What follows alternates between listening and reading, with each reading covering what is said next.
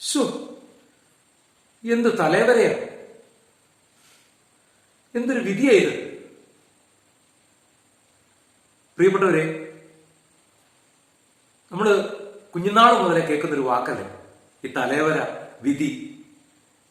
നമ്മുടെ കാരണന്മാരൊക്കെ പലപ്പോഴും നമ്മുടെ വീടുകളിൽ പറയുന്നൊരു വാക്കാണ്, നമ്മൾ കേട്ടിട്ടുണ്ട് അല്ലേ. സത്യത്തില് ഈ തലവര, വിധി എന്ന് പറയുന്ന ഒരു സംഭവം ഉണ്ടോ? ദൈവം നമുക്കായിട്ട് അനുവദിക്കുന്ന സഹനങ്ങളുണ്ട്, ദൈവത്തിന്റെ നിശ്ചയമുണ്ട്. പക്ഷേ തലവര, വിധി എന്ന് പറയുന്ന ഒരു സംഭവം ഉണ്ടോ? പലപ്പോഴും നമ്മൾ നമ്മുടെ ജീവിതത്തിന്റെ പിന്നിലേക്ക് നോക്കി വിലപിക്കുന്ന ഒരു പ്രയോഗമാണ്. ഒരു വ്യക്തി ദാരിദ്ര്യ അവസ്ഥയിൽ നിന്ന് സമ്പന്നനാവുകയാണെങ്കിൽ അവൻ പറയൂ, ഓ എന്റെ ഒരു തലവരയാ, എന്റെ ഒരു വിധിയാ.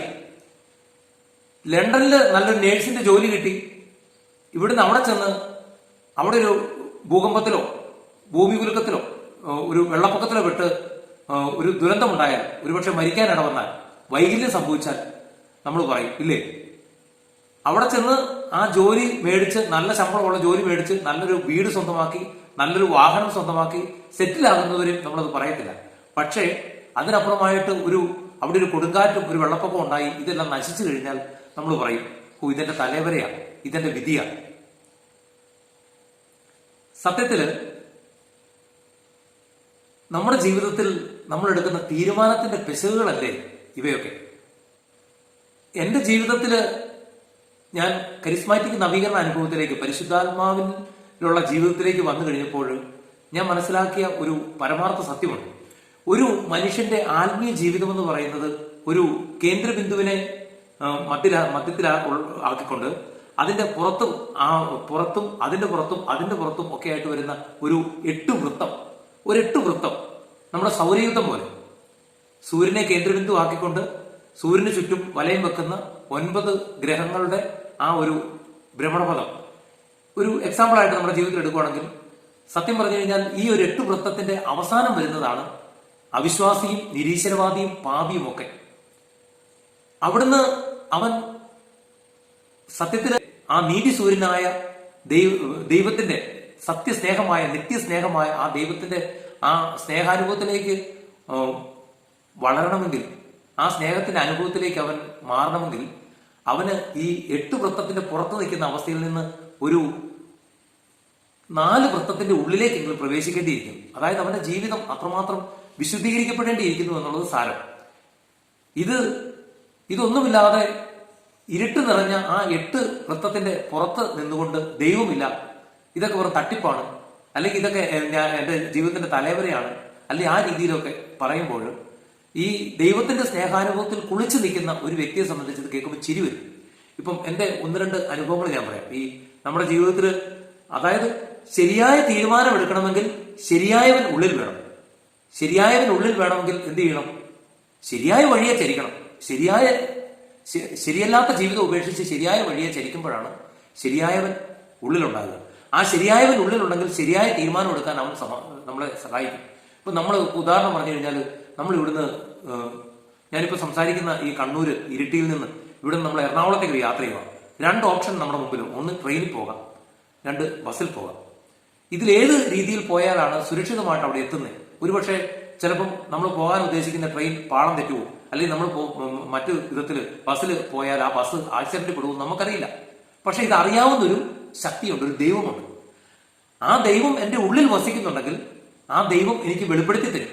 മോനെ, നീ ട്രെയിനിൽ പോകണ്ട, ട്രെയിനിൽ പോകുമ്പോൾ അപകടം ഉണ്ടാകാൻ സാധ്യതയുണ്ട്. മോനെ, അല്ലെങ്കിൽ നീ ബസ്സിൽ പോകണ്ട, നീ ട്രെയിനിൽ പോയാൽ മതി, ബസ്സിൽ പോയാൽ അപകടം ഉണ്ടാകാൻ സാധ്യതയുണ്ട്. ഇത് എന്റെ ജീവിതത്തിലെ നിരവധി അനുഭവങ്ങളുള്ള കാര്യമാണ്. അതിൽ 1-2 ഞാൻ നിങ്ങൾക്ക് പറഞ്ഞു തരാം. കൊറോണ കാലം കത്തി നിൽക്കുന്ന സമയം, ഒരു പൈസയില്ല, ഒരു തൊഴിലില്ല, വരുമാനമില്ല, ആകെ ദാരിദ്ര്യം. 1 മാസം 2 മാസം ഒക്കെ വീട്ടിലിരുന്ന് പിന്നെയും വല്ലപ്പോഴും എന്തെങ്കിലും പണി കിട്ടി പിന്നെയും മാസങ്ങൾ തുടരുകയാണ്. അങ്ങനെ ഞാൻ എന്നാ പറയണ്ടേ, ആകെ വീർപ്പിശ്വാസം മുട്ടി. അങ്ങനെ ചുറ്റുപാട് നോക്കുമ്പോൾ അന്ന് ഒരു സാധ്യത എന്ന് പറയുന്നത്, ഒരു വയക്ക് മെഷീൻ എടുത്തു കഴിഞ്ഞാൽ നാട്ടിൽ ഒത്തിരി പണി കിട്ടും. പണി അറിയാമെന്ന് ചോദിച്ചു കഴിഞ്ഞാൽ അത്യാവശ്യം അറിയാം, വലിയ എക്സ്പീരിയൻസ് ഒന്നുമില്ല, എങ്ങനെ ചെയ്യണമെന്നുള്ളത് ഏകദേശം ഒരു പിടിയുണ്ട്. അപ്പൊ ഞാൻ വർഷങ്ങളായിട്ട് കരിസ്മാറ്റിക് നവീകരണത്തിൽ വന്ന 1999 മുതൽ എല്ലാ കാര്യങ്ങളും പ്രാർത്ഥിച്ചാണ് ചെയ്യുന്നത്. പ്രാർത്ഥിച്ച് ആലോചന ചോദിച്ച് ചെയ്യും. ഇതിന്റെ ഏറ്റവും വലിയൊരു തമാശ എന്ന് പറയുന്നത്, ഏറെ ആഗ്രഹിക്കുന്ന കാര്യം ചിലത് അങ്ങ് പ്രാർത്ഥിച്ച് നോക്കാതെ അങ്ങ് ചെയ്യും. അത് പലപ്പോഴും പണി കിട്ടിയിട്ടുണ്ട്. അല്ലാതെ ചില കാര്യങ്ങളൊക്കെ പ്രാർത്ഥിച്ച് ചെയ്യും. അങ്ങനെ ഈ വയക്കമിഷൻ എടുക്കണോ, കൈ പൈസയില്ല. വൈഫിന്റെ അമ്മയോട് കുറച്ച്, ചാച്ചനോട് കുറച്ച് പൈസ ചോദിച്ചിട്ടുണ്ട്. 12,000 രൂപ ചെലവ് വരും അന്വേഷിച്ചപ്പോൾ. അങ്ങനെ ഈ മിഷൻ എടുക്കാനായിട്ട് പ്രാർത്ഥിച്ച് ചോദിച്ചപ്പോൾ ഈശോ പറഞ്ഞു, മോനെ എടുക്കണ്ട എന്ന് പറഞ്ഞു. പിന്നെയും 3 ദിവസം മുന്നോട്ട് പോയി. വീണ്ടും സാമ്പത്തിക ഞെരുക്കം, വീട്ടിൽ ഇരുന്ന് വീർപ്പ് ശ്വാസം മുട്ടുന്നു, ഭയങ്കര ബുദ്ധിമുട്ട്. എന്തായാലും രണ്ടും കൽപ്പിച്ച് വീണ്ടും തീരുമാനിച്ചു. അവർ വൈഫിന്റെ വീട്ടിൽ പോയി പൈസ വായ്പയായിട്ട് തരാമെന്ന് പറഞ്ഞ പൈസ മേടിച്ചോണ്ട് വന്നു. ഇത് മേടിക്കാനായിട്ട് പോകുന്നതിന്റെ തലേന്ന് രാത്രി പരിശുദ്ധാത്മാവ് എന്നോടൊരു കാര്യം പറഞ്ഞു, മോനെ നിനക്കത് പറ്റിയല്ല, നീ എടുക്കണ്ട. സത്യം, ഇത് ഞാനൊരു നുണയും പറയുന്നല്ല, ഇത് പുകഴ്ത്തി പറയുന്നു, ദൈവത്തിന്റെ പ്രത്യേകിച്ച് ഒന്ന് ബൂസ്റ്റ് ചെയ്യാനൊന്നും പറയുന്നല്ല. എടുക്കണ്ട പ്രിയപ്പെട്ടവർ. എന്നിട്ട് ഞാൻ എന്റെ അപ്പോഴത്തെ സാഹചര്യം കൊണ്ട് ഞാൻ എന്റെ മനസ്സിന്റെ സന്തോഷത്തിന് വേണ്ടി ഞാൻ പോയിട്ട് വയക്കമിഷൻ എടുത്തു. പക്ഷെ ദൈവത്തിന്റെ ശക്തമായ ഇടപെടൽ ആ തരത്തിൽ കൂടി ഉണ്ടായിരുന്നു ഞാൻ മനസ്സിലാക്കുക. 12,000 രൂപ വില പറഞ്ഞ സാധനത്തിന് 10,500 കിട്ടി. അങ്ങനെ ഞാൻ പണിയെടുത്ത് തുടങ്ങി. പ്രിയപ്പെട്ടവരെ, പണിയെടുത്ത് തുടങ്ങി. ഓരോ സ്ഥലത്തും ഒത്തിരി ഒന്നും പണിയെടുക്കണമെന്നില്ല. 15 മണിക്കൂറാണ് ഞാൻ ആ മിഷൻ കൊണ്ട് ആകെ പണിയെടുത്തത്. ഈ 15 മണിക്കൂറിനുള്ളിൽ ഞാൻ വീട്ടിൽ വന്നിരുന്ന് കരഞ്ഞു തീർത്തതിന് കണക്കില്ല. എന്താണെന്നറിയോ, ഈ മിഷൻ വെച്ച് വായിക്കുമ്പോൾ എനിക്ക് അലർജിയുടെ ഒരു പ്രശ്നം ഉണ്ടെന്നുള്ളത് അത് എനിക്ക് അറിയില്ലായിരുന്നു. ഈ പുല്ല് വന്നിട്ട് ശരീരത്തിൽ തട്ടുമ്പോഴത്തേക്ക് രോമകൂപത്തിലും എല്ലാം വന്നിട്ട് ഈ പുല്ലിന്റെ പൊടി പറ്റിയിട്ട് വീട്ടിൽ നിന്നിട്ട് നമ്മുടെ കാലിന്റെ വിരലിനിടയിൽ ചെറുപ്പത്തൊക്കെ വളങ്കടി ഉണ്ടായില്ലേ, അതിനേക്കാളും കഷ്ടമായിട്ട് വിരലിന്റെ ഒക്കെ ഇടയിൽ കൂടെ ഈ വളങ്കടി പോലെ ചൊറിച്ചിലെന്ന് പറഞ്ഞു കഴിഞ്ഞാൽ കുഞ്ഞു പിള്ളേരെ പോലെ വാവിട്ട് കരയാൻ തുടങ്ങി. ചൊറിച്ചിലെന്ന് പറഞ്ഞാൽ സഹിക്കാൻ പറ്റിയാലാത്ത ചൊറിച്ചിൽ. അതിന്റെ കൂട്ടത്തിൽ ഒരു ദിവസം ഇതുപോലെ വൈകിട്ട് വന്നപ്പോഴത്തേക്ക് തുമ്മൽ പിടിച്ചു. അന്ന് എനിക്ക് ഒരു മണിക്കൂറത്തെ വയക്കേ ഉണ്ടായിരുന്നുള്ളൂ. കിട്ടിയത് 300 രൂപ. വീട്ടിൽ വന്ന് തുമ്മൽ പിടിച്ച് തുമ്മി. ആ തുമ്മൽ അസുഖം പിള്ളേർക്കെല്ലാം ബാധിച്ചു. അന്ന് എനിക്ക് ഗവൺമെന്റ് ആശുപത്രിയിൽ നിന്ന് ബാക്കി പിള്ളേർക്ക് 2 പേർക്കും പുറത്തുനിന്നായിട്ട് മരുന്ന് മേടിച്ചു. ആ 300ന്റെ കൂടെ 200 കൂടെ കൂട്ടി 500 രൂപയ്ക്ക് മരുന്ന് മേടിക്കേണ്ടി വന്നു.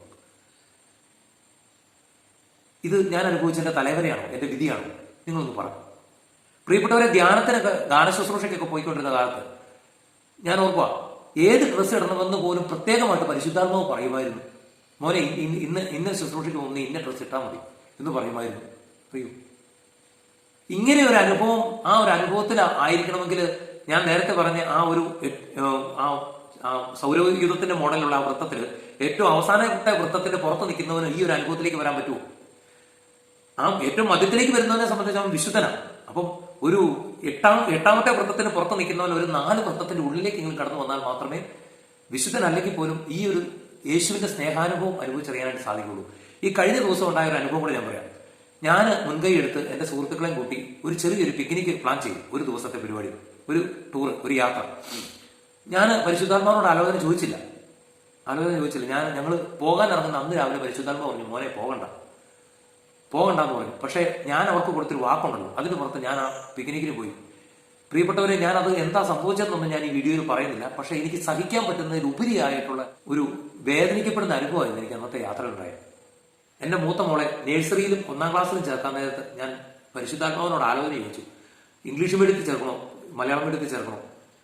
എന്നെ അറിയാവുന്ന പലരും എന്നോട് പറഞ്ഞു, എടാ ഇംഗ്ലീഷ് മീഡിയത്തിൽ ചേർക്ക്. എനിക്ക് എന്നാൽ അതിനുള്ള സാമ്പത്തികം ഉണ്ടായിരുന്നു. പക്ഷെ പ്രാർത്ഥിച്ചു ചോദിച്ചു പരിശുദ്ധാത്മാവ് എന്ന് പറഞ്ഞു മലയാളം മീഡിയത്തിൽ ചേർത്താൽ മതിയെന്ന്. അതിന്റെ റിസൾട്ട് അറിയാനായിട്ട് 10-12 വർഷം കാത്തിരിക്കേണ്ടി വന്നു. +2-നും 96% മേടിച്ച് അവള് നല്ല വിജയം നേടി. ഡിഗ്രി പഠിച്ചു, അതിനും 85% മാർക്കുണ്ടായിരുന്നു. ഇന്ന് അവൾക്ക് നല്ല ജോലി കിട്ടി. അവള് ബാംഗ്ലൂർ വർക്ക് ചെയ്യുന്നു. അതുകൊണ്ട് പ്രിയപ്പെട്ടവരെ, നമ്മൾ എന്തിനു വേണ്ടി പ്രാർത്ഥിക്കണം, എന്തിനു വേണ്ടി ദൈവത്തോട് ചേർന്ന് ജീവിക്കണം, എന്തിനാണ് ആത്മീയ ജീവിതം, എത്രത്തോളം നമ്മൾ ദൈവത്തിൽ ആയിരിക്കണം എന്നുള്ളതിന്റെ ഒക്കെ ഉൾപ്പൊരുളിലാണ്. ദൈവം നമ്മുടെ ഉള്ളിൽ വസിക്കുന്നുണ്ടെങ്കിൽ ദൈവം നമ്മളെ നേരായ വഴിയിൽ നയിക്കുള്ളൂ. നമ്മുടെ ജീവിതത്തിൽ നാളെ എന്ത് സംഭവിക്കാൻ പോകുന്നു അത് കൃത്യമായിട്ട് അവിടെ നമുക്ക് വെളിപ്പെടുത്തി തരും. പോകണ്ടാത്ത വഴിയെ പോകരുതെന്ന് അവിടുന്ന് വിലക്കും, ചെയ്യേണ്ടാത്ത കാര്യങ്ങൾ ചെയ്യരുതെന്ന് അവിടുന്ന് വിലക്കും. പക്ഷെ ആ ദൈവം നമ്മുടെ ഉള്ളിൽ ഇല്ലെങ്കിൽ നമ്മൾ ചെയ്യുന്നതെല്ലാം അബദ്ധങ്ങളായിരിക്കും, അപകടങ്ങൾ നിറഞ്ഞതായിരിക്കും, നമ്മുടെ ജീവിതത്തിൽ തകർച്ചകളും പ്രശ്നങ്ങളും ഉണ്ടാക്കുന്നതായിരിക്കും. ഇതെല്ലാം അനുഭവിച്ചതിന് ശേഷം ഇതെന്റെ തലവരെയാ, എന്റെ വിധിയാ എന്ന് പറഞ്ഞിട്ട് ഒരു കാര്യമില്ല.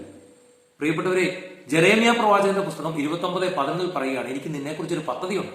അത് നിന്റെ നാശത്തിനുള്ള പദ്ധതിയല്ല, നിന്റെ ക്ഷേമത്തിനുള്ള പദ്ധതിയാണ്. നിനക്ക് ശുഭമായ ഭാവിയും പ്രത്യാശയും നൽകുന്ന പദ്ധതിയാണ്.